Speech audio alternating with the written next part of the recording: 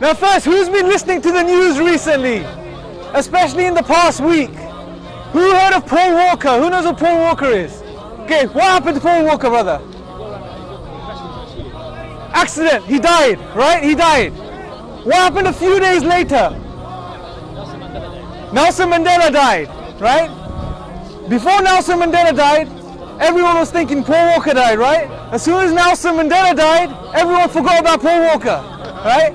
In a couple of days' time, everyone would forget about Nelson Mandela too, because someone else would die, right? And this is the reality of life, guys.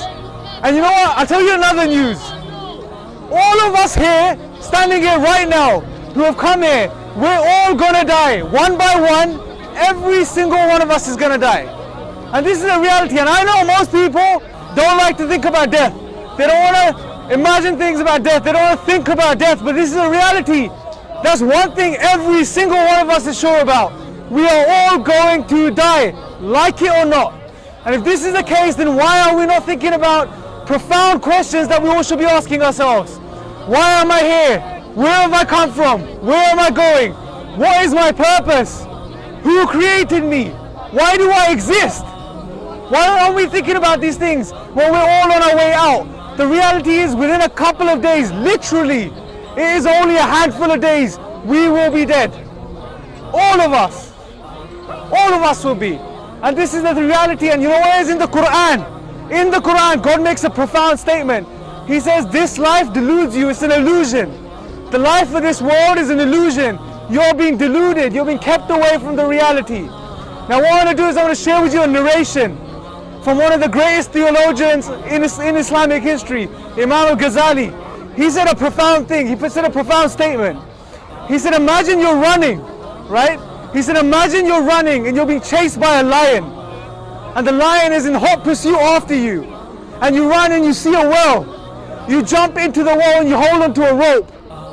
And when you look beneath you, you see a huge snake with his mouth wide open, waiting to eat you. And when you look above you, you see the lion circling the well. And you're holding onto this rope. And on top of the rope, just above your head, there are two mice. There's a black mouse and a white mouse, and they're nibbling away at this rope. And momentarily you look in front of you and you see a honeycomb. Everyone knows what's a honeycomb, right? Everyone knows what's a honeycomb? Yes? You see a honeycomb. You take your finger, you dip your finger into the honey and you taste the honey. And for that split second, you forget about the lion above, the snake below, and the mice that are nibbling at the rope. This is the reality of this life, because the lion that's circling above is death, and it's always around us. The snake that's waiting for you to fall is your grave, and all of us will fall into our graves, and this is the reality. And the white and black mouse that are nibbling at the rope, can anyone guess what they are? The brother said it. That's the night and day eating away at your life. Brothers and sisters and friends, we are only a few moments. We're a number of days, that's all we are. That's the reality. So if this is the reality, what are we doing? Why are we not asking profound questions? Why are we not trying to find what the purpose is? Why are we here? Why were we created? In the Quran, God makes a profound statement. He says, do you think that we created you in play without purpose? Were you just created without purpose and then you won't return to us? Profound questions that we need to be asking ourselves. And the beautiful thing is that God in the Quran, He tells us what our purpose is. And it's very simple, it's very beautiful. He has created humankind and jinn to worship Him.